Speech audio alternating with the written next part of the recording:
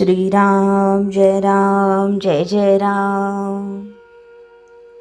परमार्थात अभिमान आड येतो।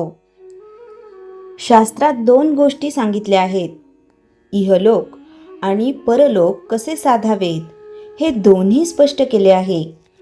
परंतु आपण प्रपंच तडीचा आणि परमार्थ सवडीचा मानतो। या दोन्ही गोष्टीत जाणत्याची संगत लागते। परलोक साधून देणाऱ्याला सद्गुरू म्हणतात। जो मनुष्य आपल्याला कळत नाहीत हे कबूल करतो त्यालाच सद्गुरूकडे जाण्याचा रस्ता मोकळा होतो। आपण भगवंताला शरण जात नाही, कारण आपला अभिमानच या शरण जाण्याच्या आड येतो। गंमत अशी की व्यवहारात सुद्धा आम्ही अभिमान सोडून ज्याला जे समजते त्याच्याकडे जातो। इहलोक अनुभवाचा आणि परलोक अनुमानाचा अशी आपली कल्पना असते। पण इहलोकाचा अनुभव दुःखाचा येतो तर तो आम्ही सोडत नाही। मग परमार्थाचा अनुभव नाही म्हणून मी तो करीत नाही हे म्हणणे लबाडीचे आहे। प्रपंचात आम्ही काही पाप करीत नाही, मग परमार्थ तरी दुसरा कोणता राहिला असे काही जण विचारतात। प्रपंच सचोटीचा असला तरी त्यात अभिमान असेल तर नाही तो परमार्थ होणार। राम करता म्हटल्याशिवाय म्हणजेच अभिमान सोडल्याशिवाय परमार्थ नाही साधणार। मी देही म्हणू लागलो यात अभिमानाला, देहबुद्धीला कारण म्हणजे वासना। वासना हे सर्वांचे मूळ आहे। माझा जन्मच जर वासनेत आहे तर ती बाजूला काढल्यावर आम्ही जिवंत कसे राहू असे वाटते।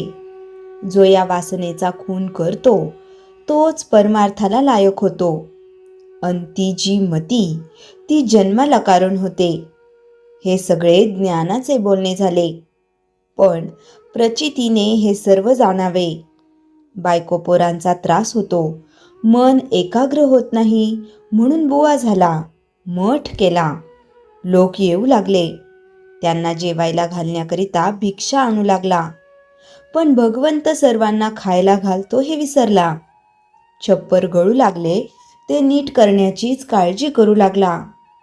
मग घरादारांनी काय केले? असा बुवा होण्यापेक्षा प्रपंचातच राहिलेले काय वाईट?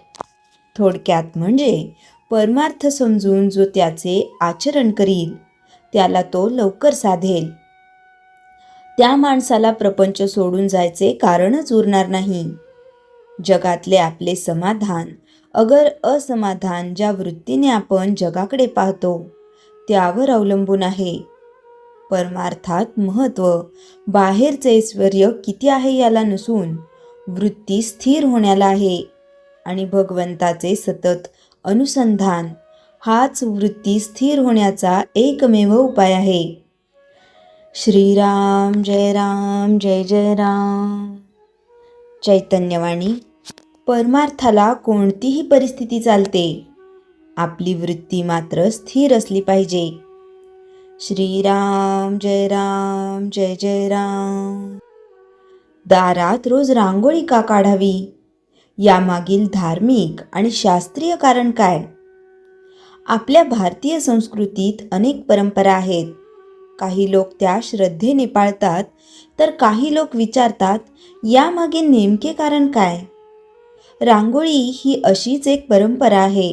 आजकाल अनेक घरांमध्ये रांगोळी काढण्याची प्रथा कमी होत चालली आहे, पण आपल्या पूर्वजांनी कोणतीही गोष्ट विनाकारण सांगितलेली नाही।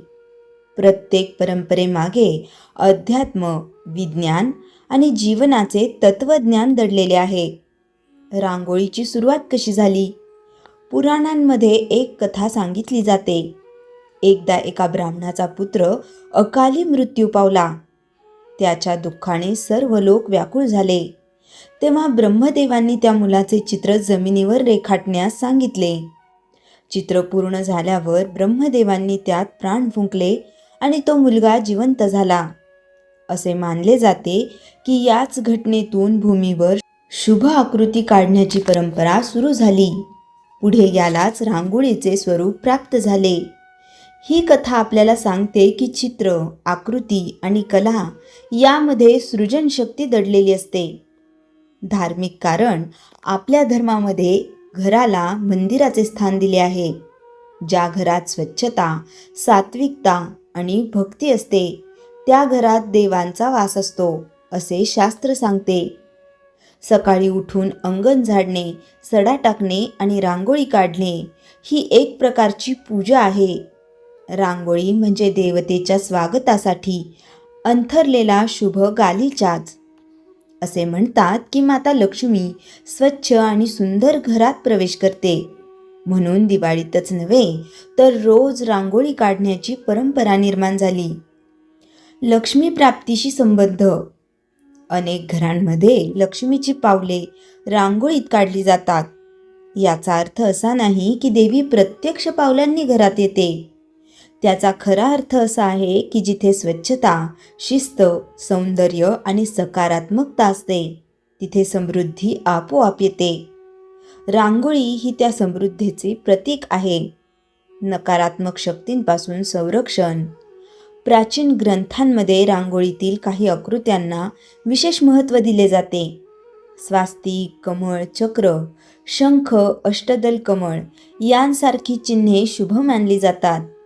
या आकृत्या मनामध्ये सकारात्मक भावना निर्माण करतात. मन प्रसन्न झाले की घरातील वातावरणही आनंदी राहते. म्हणून ही रांगोळी केवळ सजावट नसून सकारात्मक ऊर्जेचे प्रतीक मानले गेले आहे. शास्त्रीय कारण. आता विज्ञानाच्या दृष्टीने पाहू. रांगोळी काढण्यापूर्वी आपण दाराचा परिसर झाडतो. यामुळे धूळ, कचरा आणि अस्वच्छता दूर होते. म्हणजेच रांगोळीच्या निमित्ताने रोज स्वच्छता केली जाते. स्वच्छतेमुळे रोगांचा प्रसार कमी होतो. आपल्या पूर्वजांनी स्वच्छतेचा संस्कार परंपरेच्या रूपाने समाजात रुजवला. मनाची एकाग्रता वाढते. रांगोळी काढताना हात, डोळे आणि मन यांचा सुंदर समन्वय होतो. रेषा सरळ काढणे, बिंदू जुळवणे, आकृती पूर्ण करणे यासाठी एकाग्रता आवश्यक असते. आधुनिक मानसशास्त्र सांगते की अशा कलात्मक कृतींमुळे तणाव कमी होतो आणि मन शांत होते. म्हणून अनेकांना रांगोळी काढताना ध्यानासारखा अनुभव येतो. स्त्रियांच्या आरोग्याशी संबंध. पूर्वी घरातील महिला रोज जमिनीवर बसून रांगोळी काढत असत. यामुळे शरीराची हालचाल होत असे. कंबर, पाठ आणि गुडघ्यांचा व्यायाम होत असे. आज आपण वेगळा व्यायाम शोधतो. पण पूर्वींच्या स्त्रियांना त्यांच्या दैनंदिन कामातूनच व्यायाम मिळत असे. जीवन दयेचा संदेश. पूर्वी रांगोळी तांदळाच्या पिठाने काढली जात असे. यामुळे मुंग्या आणि छोटे जीव अन्न ग्रहण करत असत. यातून सर्व जीवांवर दया हा संस्कार दिला जात असे. आपली संस्कृती फक्त माणसांना विचार करत नाही तर प्रत्येक जीवाचा विचार करते. आध्यात्मिक संदेश. रांगोळी काढताना एक महत्त्वाची गोष्ट घडते. आपण रिकाम्या जमिनीवर सुंदर आकृती निर्माण करतो. हेच आपल्या जीवनाचे तत्वज्ञान आहे. जीवनात कितीही अडचणी असल्या तरी त्यावर सौंदर्य, संयम आणि श्रद्धेची रांगोळी काढायची हा संदेश रांगोळी आपल्याला दररोज देते. आजच्या काळात रांगोळीचे महत्त्व. आज अनेक जण म्हणतात आमच्याकडे वेळ नाही. पण रोज मोठी रांगोळी काढण्याची गरज नाही. 2 मिनिटात एक छोटे स्वास्तिक, 4 बिंदूचे कमळ किंवा साधी रांगोळी ही पुरेशी आहे. महत्त्व रांगोळीच्या आकाराचे नाही तर तिच्या मागील भावनेचे आहे. म्हणून दारात काढलेली रांगोळी ही फक्त रंगांची नक्षी नाही, ती स्वच्छतेचा संस्कार आहे, सकारात्मक ऊर्जेचे आमंत्रण आहे, जीवदयेचा संदेश आहे, मनःशांतीचा मार्ग आहे आणि सर्वात महत्त्वाचं म्हणजे आपल्या समृद्ध भारतीय संस्कृतीची ओळख आहे.